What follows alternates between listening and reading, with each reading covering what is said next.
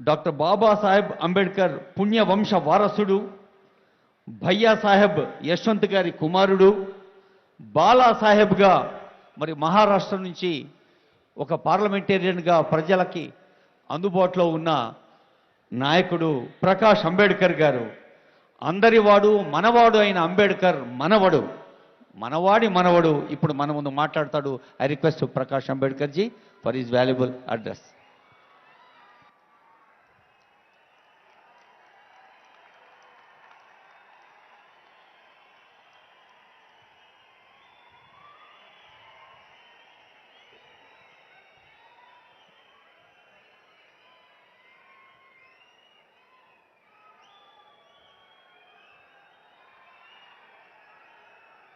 कुछ कहने के पहले मैं आप लोगों से क्षमा चाहूंगा, क्योंकि आपकी तेलुगु जो बोली भाषा है उससे मैं अपने विचार नहीं रखूंगा, हिंदी में ही अपने विचार रखने की कोशिश करूंगा।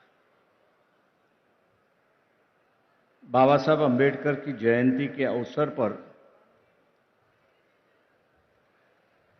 तेलंगाना के मुख्यमंत्री सम्माननीय के चंद्रशेखर राव जी को मैं अपनी तरफ से और आपकी तरफ से पूरी बधाई देता हूं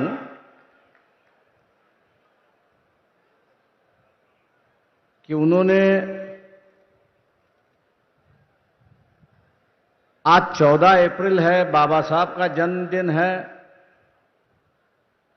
125 फीट की मूर्ति का अनावरण भी आज हो गया है। लेकिन साथ साथ इस देश के अंदर जो दबा हुआ, कुचला हुआ समाज जो है, उसमें एक नई चेतना, एक नई जान दोबारा उन्होंने शुरुआत की। एक चिंगारी जो है,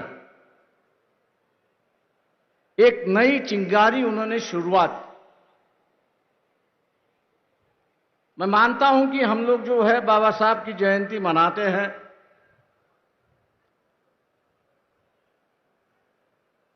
ढोल बजाना, गाना बजाना, बाबा साहब की बातों का दोहराना,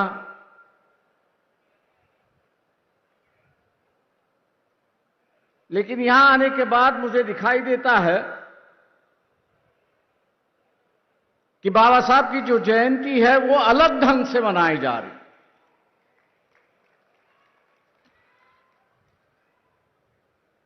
ना सिर्फ उनके गुणगान जा रहे हैं, गुण है, गान है, उस पर लोग गा रहे हैं, लेकिन हकीकत में जो बाबा साहब यहां पर चाहते थे, इस देश में जो हमेशा बाबा साहब चाहते थे, उस पे शुरुआत हुई। बाबा साहब ने जरूर हमसे कहा कि शिक्षित बनो,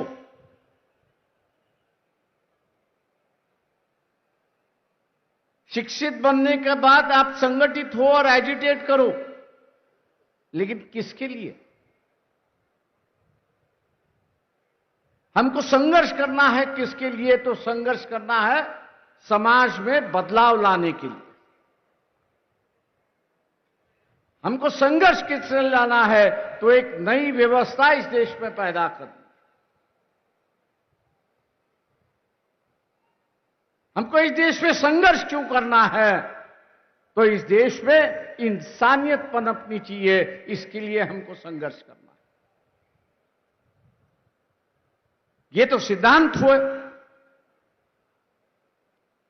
कि जिस पर हम समाज बनाना चाहते हैं। ये जो सिद्धांत है कि जिसके बुनियाद पर यहां की समाज व्यवस्था चलती रहेगी। लेकिन आज जिस युग में हम लोग जी रहे हैं, उस युग की हकीकत भी हम लोगों को जाननी हो। और वह हकीकत है कि 1923 में बाबा साहब ने एक इकोनॉमिक थीसिस लिखी थी।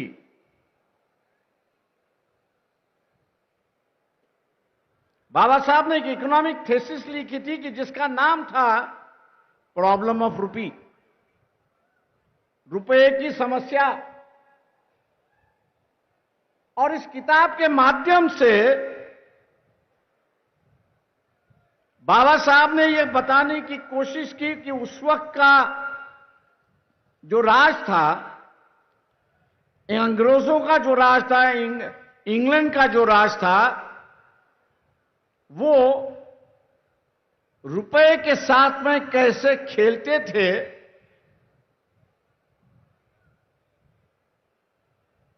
और उस खेल के माध्यम से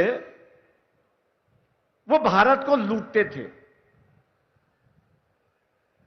बाबा साहब पढ़े लिखे थे, इसलिए उन्होंने प्रॉब्लम ऑफ रूपी रखा। हम लोग जैसे पढ़े लिखे जो है वो उसको ये कहेंगे थ्योरी ऑफ लूट। मतलब एक दूसरे का पैसा कैसा लूटना, उसका उन्होंने विवरण किया है कि अंग्रेज जो है वो भारत को किस तरह से लूट रहा है। मैं मान के चलता हूं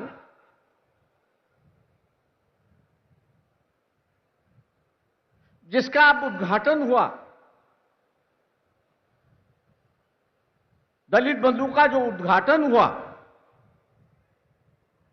ये थोड़े बहुत पैमाने पे इस थियरी ऑफ लूट को रोकने की कोशिश की जा रही है।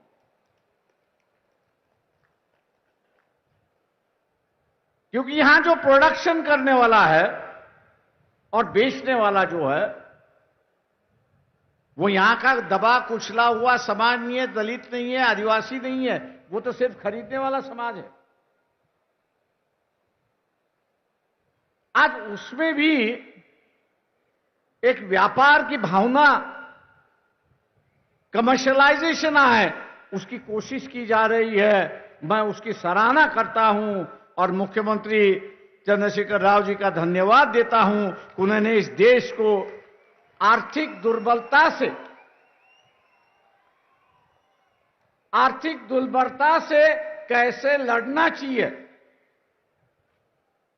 आर्थिक दुर्बलता से कैसे लड़ना चाहिए, और साथ साथ ये जो पॉवर्टी एलिवेशन का जो सरकार का कार्यक्रम है, उसको एक नई दिशा देने की कोशिश की। इसलिए बाबा साहब की जयंती पर बाबा साहब के आर्थिक विचारों को आगे ले जाने के लिए मैं उनको दोबारा धन्यवाद देता हूं और अपनी बात आगे बढ़ाता हूं। दोस्तों, देश को आजाद हुए 70 साल हुए, लेकिन पूरी तरह से बाबा साहब आज भी लोगों के सामने आए नहीं। हम लोग यही समझते हैं कि बाबा साहब का जो कार्य रहा है, समाज कार्य रहा है, ये दलितों के लिए, आदिवासियों के लिए, आरक्षण के लिए ही रहा है, ऐसी परिस्थिति है। ये बात जरूर है कि उनका फोकस जो था, बाबा साहब का पूरा फोकस जो था, वो पूरा फोकस एलिवेशन जो है, दलितों का एलिवेशन करना, आदिवासियों का एलिवेशन करना, और यहां हम लोगों को एक ही माइनॉरिटी दिखाई देती है, वो रिलीजियस माइनॉरिटी दिखाई देती है। इस देश में सिर्फ रिलीजियस माइनॉरिटी नहीं है, इस देश में कम्युनिटी माइनॉरिटी भी है। लोहार है, कुम्हार है, सोनार है, ऐसे कई समाज में गिन सकता हूं कि जिनके गांव में सब 2 या 4 या 5 या 10 घर होंगे, उससे ज्यादा नहीं हो। और बाबा साहब ने कहा कि जैसे एक रिलीजियस माइनॉरिटी है, उसी तरह से यहां एक कम्युनिटी माइनॉरिटी भी है, और इस कम्युनिटी की हिफाजत करना है। इस कम्युनिटी माइनॉरिटी की हिफाजत करना है, तो उन्होंने 1956 में जब स्टेट रीऑर्गेनाइजेशन कमेटी बनी थी तो उसको एक न्योता दिया था और कहा था कि state should be reorganised not on the basis, state should not be reorganised on the basis of language. राज्य जो है वो भाषा पर आधारित नहीं होना चाहिए। अगर स्टेट रीऑर्गेनाइज आपको करना है तो पहला उसका वायबिलिटी आपको देखना है, इकोनॉमिक वायबिलिटी आपको उसकी देखनी है, उसकी ज्योग्राफिकल बाउंड्रीज उसको आपको देखनी है, और उसके माध्यम से एडमिनिस्ट्रेटिव यूनिट बनता है कि नहीं बनता है, ये आपको देखना है। 55-56 की बात थी। मैं यहां एक व्यक्ति का नाम लूंगा, पुट्टी श्रीरामुलु जी का, कि जिन्होंने आंध्र प्रदेश बनाने के लिए अपना बलिदान दिया। जब तक यहां बलिदान नहीं दिया जाता था तब तक कोई राज्य या कोई सवाल हल नहीं होती थी, ऐसी एक परिस्थिति है। बाबा साहब ने पट्टी श्रीरामुलु को श्रद्धांजलि अर्पण करते हुए कहा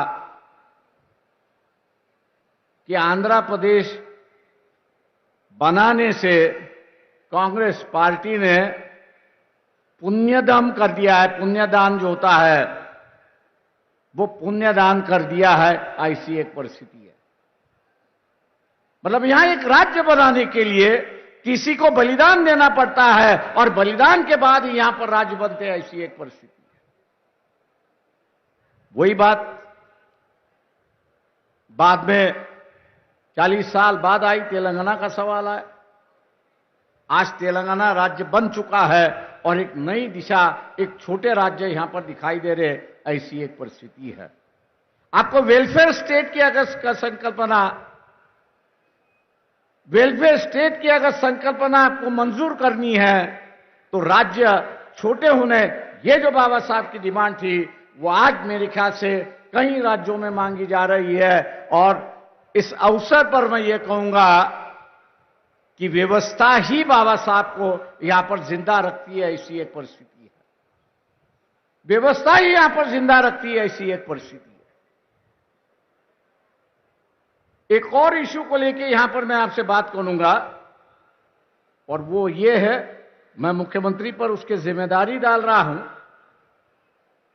कि आप लोगों को इकोनॉमिकल एम्पावरमेंट करने की कोशिश कर रहे हैं। 10 लाख की आप जो है उनको ग्रांट दे रहे हो, बहुत सराहनीय बात है, बहुत अच्छी बात है, उसका स्वागत है और लोग इसलिए आपको दुआ भी देते हैं। लेकिन 1 साल के बाद यह 10 लाख रुपए की कीमत आज जो है वो वैसी बरकरार रहनी चाहिए। ये जो 10 लाख रुपए की कीमत जो है वो वैसी की वैसी बरकरार रहनी चाहिए।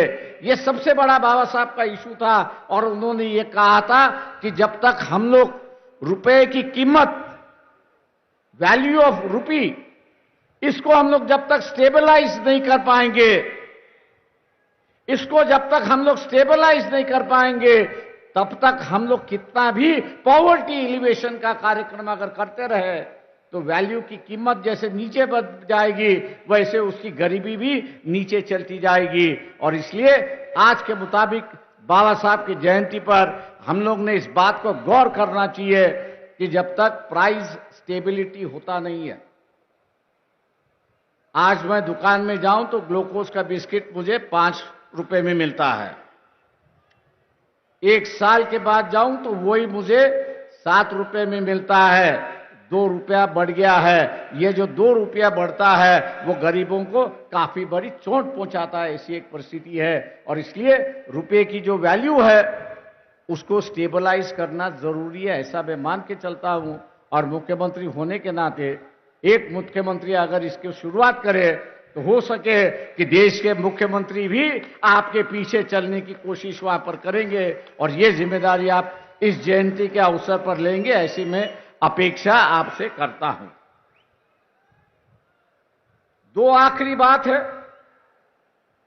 मुझे पता नहीं इस हैदराबाद का और बाबा साहब का क्या संबंध था, वो मुझे जानकारी नहीं है। लेकिन कॉन्स्टिट्यूएंट असेंबली के डिबेट्स में जब पढ़ रहा था और भारत के सिक्योरिटी का सवाल जब आया, तब उन्होंने कहा कि भारत को एक और कैपिटल होने की जरूरत है,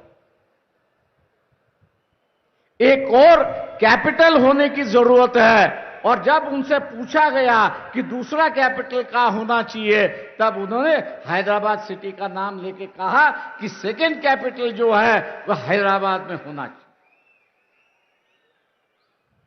क्योंकि पाकिस्तान के बॉर्डर से दिल्ली जो है वो 300 किलोमीटर, चाइना की बॉर्डर से दिल्ली हम लोग देखा जाए तो 500 किलोमीटर बॉर्डर है। और इसलिए उन्होंने कहा कि जब तक हम लोग दूसरा कैपिटल बनाते नहीं, तब तक जो है हम लोग सुखरूप है, वी आर सिक्योर्ड, ये नहीं हो सकता। और इसलिए उन्होंने जो है वो हैदराबाद को सेकेंड कैपिटल होने की मांग की थी। उस वक्त पूरी नहीं हुई। शायद मेरे ख्याल से तेलंगाना दोबारा इसको मांग करेगा तो सेकेंड कैपिटल ऑफ इंडिया जो है वो हैदराबाद यहां पर बन सकता है। ऐसी एक परिस्थिति है। मैं एक आखिरी सवाल यहां पे कहूंगा, क्योंकि वो आज सबसे बड़ा इशू बन चुका है कि जिस पर राजनीतिक रोटियां सेकी जा रही है, और वो ये है कि इस देश को धार्मिकता में हम लोग परिवर्तन करना चाहते हैं। इस देश को जो है हम लोग धार्मिकता में परिवर्तन करना चाहते हैं। 1938 में ही बाबा साहब ने किताब लिखी थी जिसका नाम था थॉट्स ऑन पाकिस्तान, जिसका नाम था थॉट्स ऑन पाकिस्तान। आज दोबारा पढ़ लीजिए। उस वक्त की जो राजनीति चल रही थी वो यही थी कि हिंदुओं की जो शेंडी होती है, चोट होती है, वो मुसलमानों के हाथ में थी, और मुसलमानों की दाढ़ी जो थी वो हिंदू के हाथ में थी। उन्होंने कहा यह राजनीति नहीं चल सकती। उन्होंने कहा यह राजनीति नहीं चल सकती, दोनों अलग अलग है। और इसलिए उस वक्त उन्होंने बंटवारे की बात कही और कहा कि जो मुस्लिम इलाका है उसको एक नया नेशन होना चाहिए, और यहां जो हिंदू है उनके लिए अलग देश होना चाहिए, और भारत उसका वो देश होना चाहिए। ये 1938 में ही बाबा साहब ने उसको शुरुआत की। बंटवारा भी उसी तरह से हुआ, बंटवारा उसी तरह से हुआ। मेजॉरिटी लिविंग मुस्लिम जो है वो पाकिस्तान बन चुके, हिंदू मेजॉरिटी जो था वो भारत यहां पर बन गया। ये जो राजनीतिक रोटियां सेकने की जो राजनीति चली है, उससे मेरे ख्याल से हम लोग को बचना होगा। उससे हम लोग को बचना होगा कि जब यह बंटवारे के साथ साथ इस देश में रहने वाले हिंदू उनके लिए एक राष्ट्र बन चुका है, तो नया राष्ट्र की कहां की चर्चा आप शुरुआत करते हैं। ये तो गुमराह की बात है, धर्म की राजनीति की बात। और जो बाबा साहब ने चेतावनी दी थी कि जिस दिन इस देश में धर्म और जात की राजनीति शुरुआत होगी, जिस दिन धर्म और जात की राजनीति शुरुआत होगी, उसका पहला कैजुअलिटी यह होगा कि you will have no national leader. उसकी कैजुअलिटी यह होगी कि आपके पास कोई नेशनल लीडर नहीं होगा। आज मैं मान के चलता हूं कि इस देश में कोई नेशनल लीडर नहीं। मुझे लोग पूछते हैं कि यहां आखिरी नेशनल लीडर कौन है। मैं एक ही कहता हूं कि जो अपने पार्टी के खिलाफ जाने की हिम्मत रखता था, अटल बिहारी वाजपेयी अपने पार्टी को भी सुनाता था, इसलिए मैं इनका वो आखिरी करता हूं, उसके बाद में कोई नहीं किया। आज जो स्टेट लीडर्स हैं, उनको मौका है नेशनल लीडर बनने का, लेकिन लोगों ने उनको साथ देना जरूरी है, तभी जाके वो नेशनल लीडर यहां पर बनेंगे। मैं आज उम्मीद करता हूं आप लोगों से, मैं उम्मीद करता हूं आप लोगों से कि तेलंगाना ने डेवलपमेंट के माध्यम से एक नया रास्ता देश को दिखाया है। वही रास्ता आप आगे देश में ले जाने की कोशिश करेंगे और मौका भी देंगे आपके मुख्यमंत्री चंद्रशेखर राव को। इन्हीं बातों के साथ बाबा साहब के जन्मदिन पर आप सब लोगों को बधाई देते हुए, जन्मदिन हम लोग सभी मनाते हैं, धूमधाम से हम लोग मनाते हैं, अगले साल भी मनाते रहेंगे। लेकिन अगले साल जो बाबा साहब ने चेतावनी दी थी, उस चेतावनी को याद रखते हुए हम जात और धर्म के राजनीति से अलग होंगे, यही शपथ हम लोग लेंगे। जय भीम, जय भारत। గౌరవనీయులైన గౌరవ అతిథి ప్రకాష్ అంబేద్కర్ గారు అంబేద్కర్ స్ఫూర్తితో తెలంగాణ సాధిస్తున్న కీర్తిని ఆశీర్వదిస్తూ అభినందిస్తూ మరింత ముందుకు సాగాలని సందేశం అందించారు. వారికి ధన్యవాదాలతో